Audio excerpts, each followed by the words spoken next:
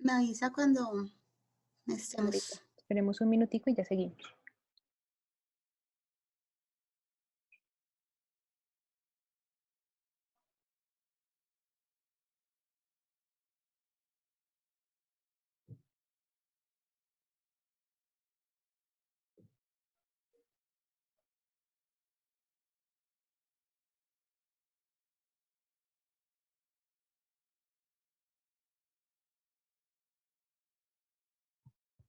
Sandrita, yo creo que podemos continuar. Bueno, perfecto. Entonces vamos a hacer un pequeño repaso de lo que llevamos aquí y de las cosas más importantes. Lo más importante a tener en cuenta hasta este momento es que estamos trabajando con dispositivos que nada que ver con el pulmón nativo, ¿sí? Por esas mismas consideraciones debemos tratarlo como un dispositivo anexo que requiere un poco más de cuidado por parte de nosotros, que somos las personas que conocemos el dispositivo, que conocemos la fisiología de los pacientes y que podemos de alguna manera ejercer algún tipo de acciones para la optimización de los dispositivos que estamos utilizando. Que debemos considerar siempre 5 puntos principales para evaluar el desempeño del oxigenador. Dentro de esos está la transferencia de oxígeno, de CO2, el índice de hemólisis, el volumen deprimado y el volumen mínimo de operación para considerar como un todo el volumen dinámico. Esto es básicamente la diapositiva número 7, como un estado del arte de lo que ha venido pasando a través del tiempo. Los dispositivos oxigenadores, como los conocemos, han sufrido muchísimos cambios. Hay algunas compañías que están más de la mano de la innovación, hay otras que de pronto se han quedado utilizando los mismos principios que desde 1885 hemos venido trabajando. Sin embargo, la clínica cambia. Los estudios clínicos están apuntando a disminuir el riesgo que podamos generarle a los pacientes y las complicaciones al utilizar este tipo de dispositivos. Y para nadie es un secreto que todo lo extracorpóreo no es para nada inocuo. Todo comienza desde el 2005, cuando se empieza toda la discusión acerca del impacto que tiene el tener pacientes anémicos en circulación extracorpórea, la hemodilución que sobrelleva la circulación extracorpórea y los resultados postoperatorios. A partir de ese estudio se empiezan diferentes aproximaciones a lo que podría llegar a ser el ideal para el manejo en circulación extracorpórea y viene una serie de estudios y de personas muy inquietas en conocer cuáles podrían llegar a ser las mejores estrategias para el manejo de los pacientes en extracorpóreo. En el 2013, bueno, de hecho sigamos a la diapositiva número 8, por favor.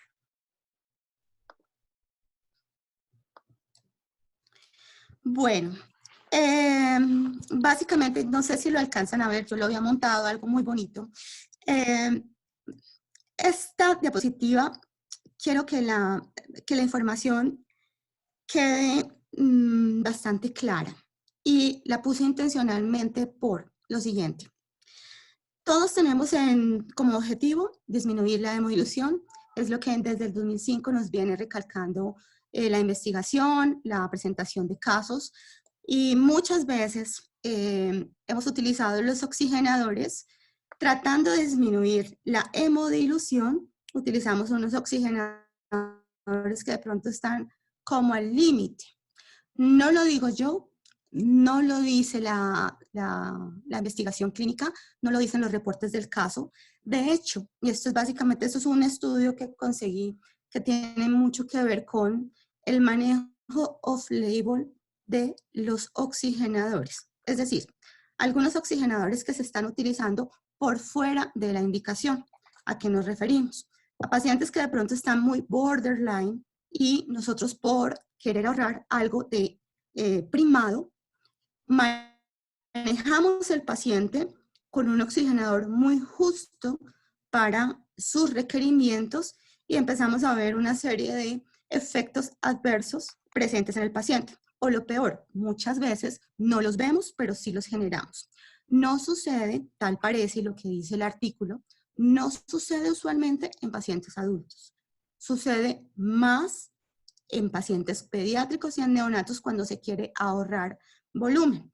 Pero todo parece indicar que definitivamente el volumen que se ahorra no es significativo, no es relevante frente a las posibles complicaciones que sí podemos generar.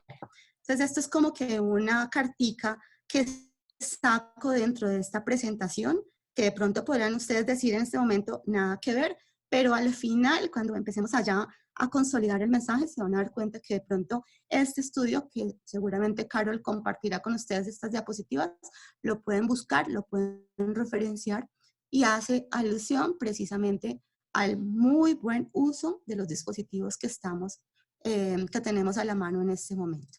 Diapositiva número 9. Volvemos nuevamente entonces a la trayectoria de la ciencia basada en la evidencia en bypass cardiopulmonar. Ya lo habíamos tocado en la diapositiva anterior. Empezamos desde el 2005 con el doctor Ranucci, quien empieza toda una cadena de revisiones en donde promueve el mejoramiento de las prácticas en búsqueda de la disminución de la hemodilución y la mínima exposición a las superficies externas. Todas estas condiciones nos proveen mejores resultados clínicos y evidentemente pues la optimización de la práctica clínica. Después de estos estudios en donde se está demostrando que definitivamente el reducir los volúmenes de primado, disminuir la hemodilución, genera conductas positivas en los resultados del paciente, vienen todas las sociedades y empiezan a hacer un cambio de sus lineamientos, unas actualizaciones. Viene la STS proponiéndonos una guía de manejo de los componentes sanguíneos. Se adhiere también a este discurso la AMSEC, presentando dentro de sus guías de manejo el muy buen manejo, perdonen la redundancia, de todos estos dispositivos, y todos tienen un común denominador: minimizar la hemodilución. Ese es el objetivo, esa es la meta. Manejar los índices cardíacos deseados del paciente. Basar la conducción del bypass en unos indicadores. En este caso, los indicadores propuestos son la entrega de oxígeno y el consumo de oxígeno, y tener muy presente que estos datos no pueden ser aislados. Estos datos corresponden a una serie de variables clínicas que, sumadas todas, nos van a permitir dar una conducción ideal del bypass. No hay que perder de lado los niveles de lactato, los niveles de CO2, glicemia, saturación venosa, temperatura y el estado ácido-base. Todos esos parámetros que ustedes miden cada 30 minutos en su bypass son los que finalmente les dan la respuesta del estado actual del paciente. Siguiente, por favor. Este es el primer estudio, perdón, que el doctor Marco Ranucci establece y nos muestra una relación entre el hematocrito y la entrega de oxígeno versus una adecuada perfusión de los órganos. Es viejo el estudio, pero es la base de muchas otras investigaciones que se han venido desarrollando a través del tiempo. Desde ese momento, desde el 2005, estamos hablando de la adecuada entrega de oxígeno, donde él dice: después de haber hecho un estudio donde participaron 1.048 pacientes, pude predecir que tenemos factores predictores para injuria renal aguda y altos niveles de creatinina postoperatorio cuando manejo el bypass con valores de entrega de oxígeno por debajo de 272 mililitros minuto metro cuadrado. Además de eso, si los pacientes tienen hematocritos por debajo de 26, me figura como un factor de riesgo independiente. A pesar de que usted corrija el hematocrito, los factores independientes de la entrega de oxígeno permanecen. Es decir, entrando en bypass, una disminución del hematocrito de inmediato se disminuye los valores de la entrega de oxígeno, ya empieza a hacer daño y empieza a hacer algún tipo de fisura en los órganos principales y dentro de estos el riñón. Siguiente diapositiva. Esto es simplemente para reforzar la información. Vamos a la diapositiva número 11, en donde vemos cómo con la información de otros estudios se sigue confirmando y se sigue fortaleciendo la correlación de los factores de riesgo independientes que también tienen que ser considerados para los pacientes con injuria renal aguda. Gasto cardíaco, el nadir del hematocrito o la hemoglobina y el gasto cardíaco óptimo. ¿Cuál sería entonces ese flujo óptimo o ese gasto cardíaco óptimo para conducir el bypass? Definitivamente el flujo es un valor referencial, ¿sí? No es garantía adecuada de perfusión. Y hasta el momento, todos los estudios, en ninguno de los estudios revisados se ha podido dar conclusión aceptada de acuerdo a cuál debería ser el valor ideal para garantizar una adecuada perfusión a los órganos, ¿sí? Lo más importante de todo esto es, primero, establecer un flujo cardíaco de referencia, ¿sí? Que esto nos va a permitir llegar a un objetivo, pero a pesar de que lo tengamos como meta, ya sabemos que no nos garantiza que los órganos estén adecuadamente perfundidos. El medir únicamente la saturación venosa tampoco nos va a garantizar una perfusión adecuada. Podemos tener saturaciones por encima de 75, es más, podemos tener saturaciones de 90 y sabemos que los órganos probablemente no pueden estar totalmente perfundidos o adecuadamente perfundidos. Recomendación, que se tenga siempre a mano otros valores, lo que ya habíamos dicho, toda una serie de parámetros que nos permitan, como un todo, predecir y manejar adecuadamente la perfusión de los pacientes. Bueno, siguiente diapositiva, la número 13. Este es otro de los estudios publicados por Ranucci, en los cuales se evidencia el impacto que ejerce el disminuir los volúmenes de purga en el nadir de hematocrito. Este es un estudio retrospectivo, 1.274 pacientes. Para este estudio se utilizó el INSPIRE. Este INSPIRE se utilizó en 383 pacientes, que era el grupo control. El resto de pacientes fueron llevados a técnicas convencionales con otros dispositivos. Significativamente bajo, ¿sí? Una probabilidad de 0.001 en los pacientes que fueron tratados con el INSPIRE versus el convencional. Para la gran conclusión, se demostró una reducción significativa de las transfusiones de los pacientes. Y esto con una correlación alta en los pacientes que no presentaron injuria renal aguda. Conclusión de este estudio, que actualmente se tiene presente en todas las discusiones, que definitivamente el que usted llegue con un hematocrito bueno a la apertura de su pinza y al inicio del bypass, inmediatamente marca el desenlace de unos buenos resultados en su paciente. Bueno, diapositiva número 15. ¿Por qué la prescripción del oxigenador? ¿O por qué prescripción en la oxigenación?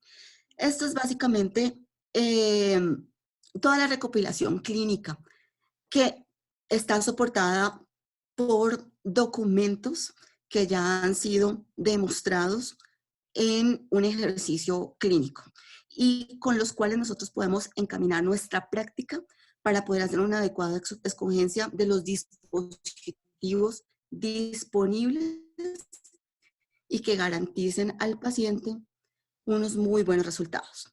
La prescripción del oxigenador es básicamente el poder escoger el mejor dispositivo basado en la mínima información clínica proveniente del paciente. Datos como un flujo máximo requerido durante el procedimiento y el índice de superficie corporal que el paciente necesita. Y con el gasto cardíaco, yo puedo hacer la libre escogencia del dispositivo que el paciente pueda llegar a requerir. Diapositiva número 16, por favor. Lo siguiente. Ustedes pueden ver acá un cuadro comparativo, donde quise colocar todos los partícipes de dispositivos en el momento, en el mercado. Durante la conferencia les he mencionado lo importante que es el tener unos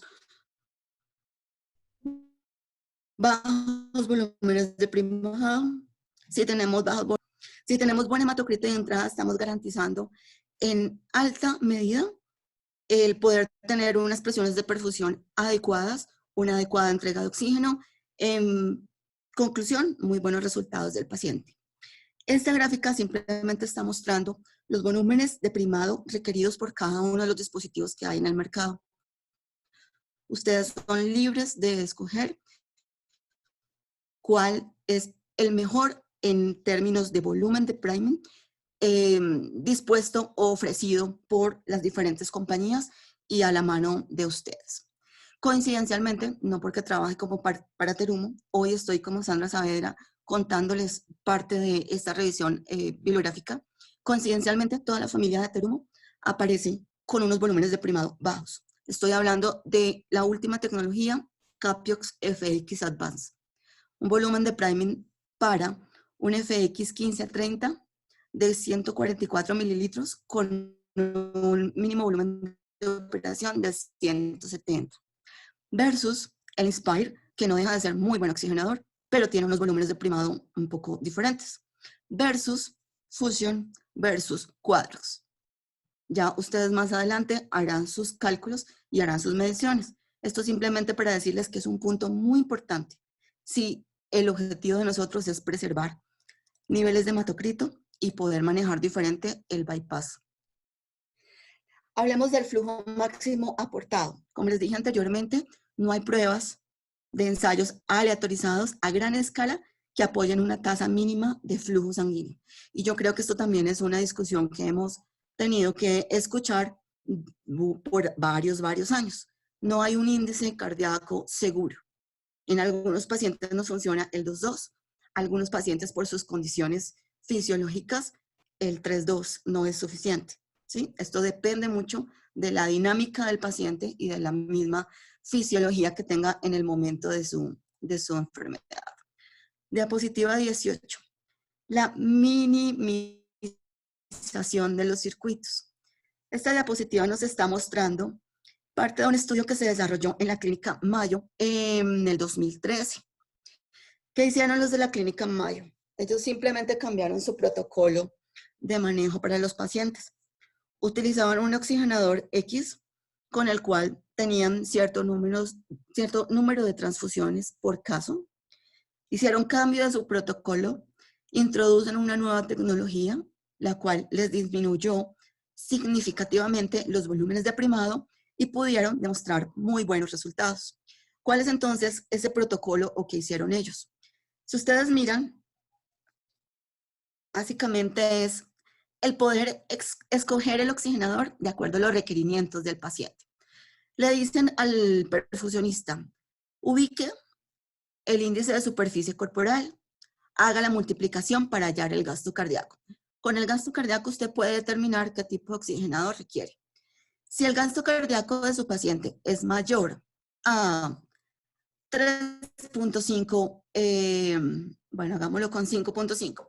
Si el gasto cardíaco es mayor a 5.5 litros por minuto, usted lo que tiene que hacer es pensar en un oxigenador para adulto. Y tiene una gama de oxigenadores para escoger. Está Terumo, está Livanova, está Medtronic, o está Nipro, o está Maquette. Tenemos muchos, ¿sí? Pero si la superficie o si el gasto cardíaco está por debajo de 5.5, usted por favor tómese su tiempo y evalúe cuáles son los oxigenadores que están para ese rango de peso. Ya la lista que inicialmente era de 5 disminuye y ya no tenemos los 5 competidores, sino probablemente tenemos 2 o 3. Hagan la escogencia. Es más, puede pasar que su paciente ni siquiera esté alrededor de 4. Por decir algo, el gasto cardíaco de su paciente es 3.5. Con 3.5 la lista todavía se disminuye más. Mi intención después de esta charla es que ustedes consideren que para cada paciente está su oxigenador, que para cada paciente está su circuito, que cada uno de nosotros somos diferentes y cada uno de nosotros merecemos el tiempo de ser estudiados, de hacernos una prescripción de nuestros dispositivos para que así tengamos mejores resultados.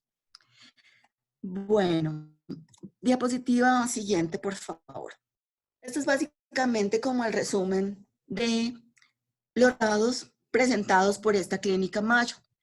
Después de hacer el cambio a sus protocolos para escogencia de oxigenadores, pudieron medir y demostrar que durante el periodo del estudio se disminuyó o demostraron un aumento significativo en el porcentaje de los pacientes que no recibieron transfusión.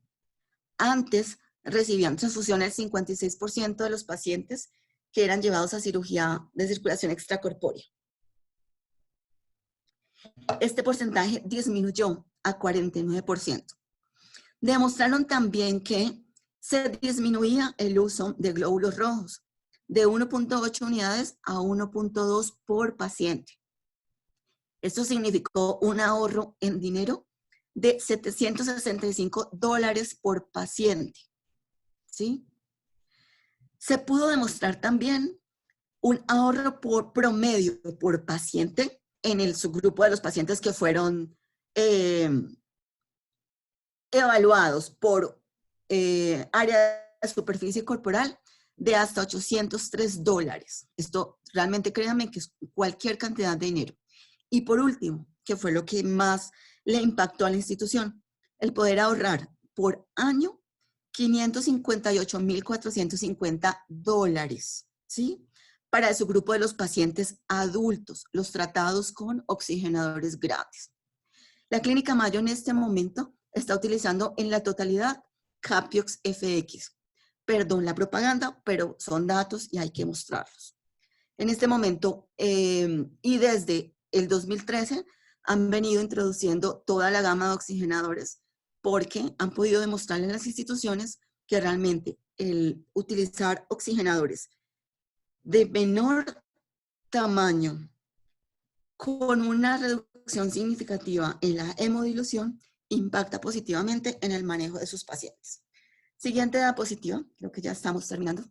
Esto es básicamente lo que ya hablamos, es el flujograma que deberíamos todos los días que vamos a circulación extracorpórea organizar con nuestros pacientes. Y es básicamente seleccionar el oxigenador, como dependiendo del gasto cardíaco. Si el gasto cardíaco está por encima de ciertos valores, yo especifico que tengo estos oxigenadores para utilizar durante mi perfusión. Pero si el paciente requiere entre otro tipo de rango, pues considerar que también hay otra gama que de pronto se acomoda más a las necesidades del paciente. Siguiente diapositiva, para ya ir formando la conclusión. El flujo máximo que se va a considerar debe ser el suficiente que garantice la cobertura de las necesidades del paciente. Es diferente aquellos pacientes que llegan para ser tratados por, no sé, patologías que de pronto no requieran demasiada demanda energética y demasiado consumo, a el manejo de aquellos pacientes que llegan con miocarditis, que llegan con una serie de comorbilidades que generan más demanda, ¿sí? Eso es importante tenerlo en cuenta cuando se quiera hacer la escogencia del oxigenador. Tener muy en cuenta el mínimo volumen deprimado. 100 centímetros de más repercuten en la cantidad de hematocrito con el cual yo inicio mi bypass. Adaptar el tamaño de los componentes a las necesidades metabólicas del paciente, ¿sí? Si podemos utilizar tuberías más pequeñas, fabuloso. Si no, pues tratar de mirar de qué forma puedo yo mejorar el circuito para que el paciente esté adecuadamente conducido. Mantener los niveles mínimos de DO2, ¿sí? Ojalá por encima, muy por encima, pero al menos hacer una medición continua del aporte de oxígeno. Y, bueno, tener siempre en cuenta que todos los pacientes que van a bypass cardiopulmonar se benefician con niveles altos de hematocrito, sobre todo al inicio del bypass. Eso realmente marca la trayectoria. Para concluir, ya en la última diapositiva, la prescripción de la oxigenación ha demostrado ofrecer beneficios en el control de la hemodilución y en la reducción de la necesidad de transfusión sanguínea. Utilice, por favor, todas las herramientas disponibles para asegurar el uso de los dispositivos correctos. Paciente correcto, basado en su criterio clínico y sobre todo en los estudios clínicos que están a favor de prevenir esa hemodilución. reducir la exposición del paciente a la sangre halogénica, ¿sí? En la medida que nosotros disminuyamos la transfusión, mejores resultados con el paciente. Y por último, lineamientos, fórmulas y herramientas de monitoreo metabólico están disponibles para convertirnos en apoyo, para que así se logren los objetivos, tanto en los resultados del paciente como en las finanzas de los centros cardiovasculares. Hasta ahí, muchas gracias. No pregunten tanto, por favor, que estoy nerviosa. Si alguien tiene alguna pregunta que hacerle a Sandra, activamos los micrófonos de aún.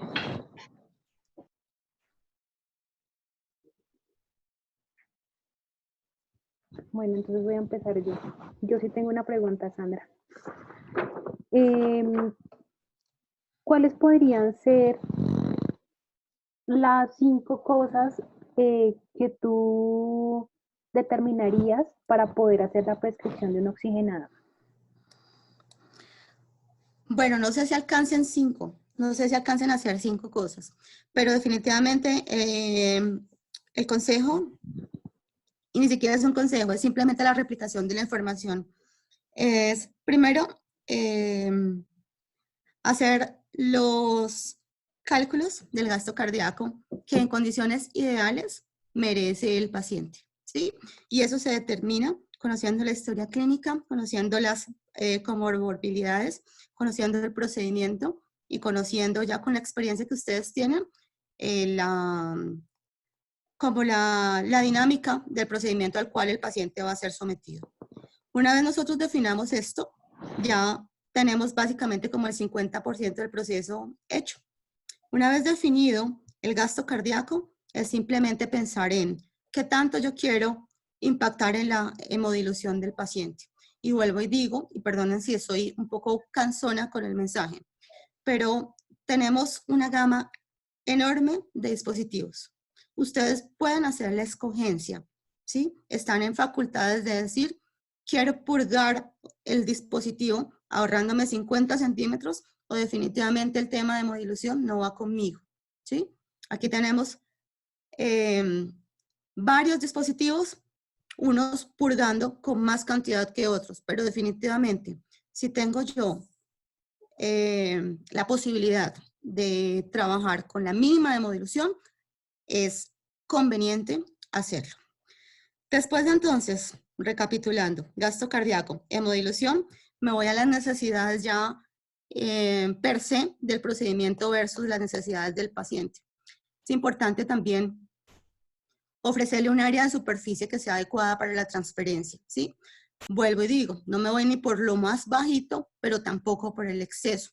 Para cada tipo de paciente existe una membrana, ¿sí? Y también debe ser considerada, sobre todo en algunas zonas donde la altura es un poco más demandante y sobre todo también en la patología del paciente. No todos requieren la misma cantidad de oxígeno. Bueno, yo creería básicamente que son esas 3 las importantes para la escogencia de un oxigenador, Carol. Muchas gracias. El conocer el gasto cardíaco, las necesidades del paciente, el pensar si puedo hacer algún ahorro de hemodilución y determinar las necesidades de transferencia de oxígeno y de CO2 que quiera tener con el paciente. Ahorita, muchas gracias. ¿Alguien más quiere hacer algún comentario, alguna pregunta para Sandra? Yo quiero hacer una pregunta. Hola, Sandrita, buenas noches. Soy Nidia. ¿Cómo estás? Hola, Nidia. Buenas noches. Bien, sí, señora. Tengo una pregunta. Bueno, 2 preguntas. Una es, ¿qué opinas tú? ¿Cuál es tu consejo para nosotras con respecto a la medición de la presión en línea? Es decir, pareciera una pregunta pues como de cajón, yo puedo tener, digamos, un concepto específico al respecto, pero yo he observado después de varios, digamos, análisis o comentarios que aún todavía hay perfusionistas que la miden en diferente punto. Mi pregunta para ti es, ¿cuál es tu consejo? ¿Cuál sería para ti el sitio óptimo para medir la presión en línea? 1 y 2. ¿Le encuentras utilidad a la medición de la presión premembrana? Bueno, son dos cosas. Si nosotros juiciosamente conociéramos las presiones transmembranas de cada uno de los dispositivos que estamos utilizando, en teoría no deberíamos hacer ninguna medición premembrana, ¿sí? Porque finalmente tú conoces qué tanto gradiente te genera el paso de la sangre a través de la membrana y tú podrías esperar o por lo menos predecir el grado de hemólisis y el grado de lisis celular que genera la membrana. Pero yo soy de otra escuela.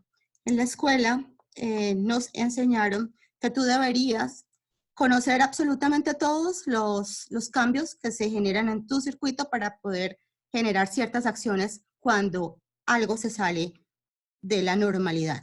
Entonces, desde Sandra Saavedra y lo que yo viví durante la clínica, fue muy útil el hacer las mediciones premembrana. Primero que todo porque manejo las presiones del paciente. Segundo, porque conozco el comportamiento de la membrana. Y en tercera medida, porque puedo, a través de lo que veo, de lo que mido, establecer acciones que puedan prevenir algún tipo de accidentes. Lo pueden medir ustedes donde ustedes deseen. Finalmente son los expertos. Si de mí dependiera, yo colocaría un conector antes de la membrana para que ustedes, conociendo cuál es la presión que la genera la membrana per se, puedan determinar qué cambios qué cambios a los cuales se está sometiendo la membrana durante la conducción. ¿Sí? ¿Me expliqué? O sea, definitivamente sí. Sí. No, sí te explicaste, pero bueno, gracias por la presión premembrana. Bien, gracias. Pero mi pregunta es, ¿cuál es tu opinión sobre dónde se debería medir la presión en línea? Esa es otra pregunta. No la pre. Sí, definitivamente sigo pensando que no hay ninguna recomendación. Ustedes lo pueden medir donde se sientan tranquilos. Pero vuelvo y digo, deberíamos el poder controlar todas las variables del circuito y una de esas variables es la presión que está generando el oxigenador a un flujo sanguíneo que debería fluir en el mejor de los casos sin mayor estrés y sin mayor fuerza, ¿cierto? Entonces, definitivamente el mejor punto donde yo, Sandra Saavedra, colocaría un conector para medir la presión del circuito es antes de la entrada del oxigenador. Después de la bomba a rodillo se coloca un conector y desde ahí mediría la presión para conocer la presión de todo mi circuito, incluyendo la presión de entrada al oxigenador, la presión de salida y la presión de la cánula aórtica. Sí. Sandrita, muchas gracias. Laura Sofía tiene una pregunta. Sandrita, ¿cómo estás? El oxigenador 1530 es para pediátricos y adultos. ¿Adultos hasta qué peso? Bueno, entonces eso sí ya es una pregunta más de Terumo. El 1530. Nosotros tenemos en este momento un oxigenador que se llama Capiox FX Advance. Esta membrana es una membrana un poco más complaciente, es una membrana con una superficie, un área de superficie de 1.5 metros cuadrados, pero oxigena hasta 5 litros por minuto. Entonces está diseñada para el poder manejar pacientes pediátricos. ¿Por qué pediátricos? Porque es una membrana pequeña con un volumen de purga de 144 ml, que lo pone muy competente en el segmento de pediatría, pero también es tan dinámica y es tan eficiente que puede manejar hasta adultos pequeños. El adulto pequeño, dependiendo de su flujo máximo, de su gasto cardíaco y dependiendo de las necesidades metabólicas del paciente.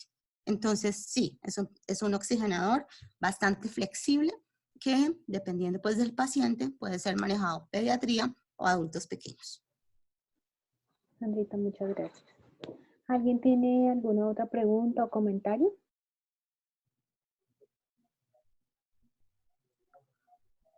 ¿No? Bueno. Pues yo quiero hacer una última pues, aclaración en relación a todo esto del COVID. Hemos estado revisando la semana que pasó. Nosotros sabemos como compañía que tenemos, porque me incluyo, muchas preguntas en relación a al comportamiento de las membranas, a la posibilidad de estar expuestos a cualquier tipo de amenaza relacionada con esta situación. No soy todavía la persona encargada como compañía de hacer ningún anuncio. Sé que la compañía se está reuniendo para hacer una carta formal en donde se le exprese a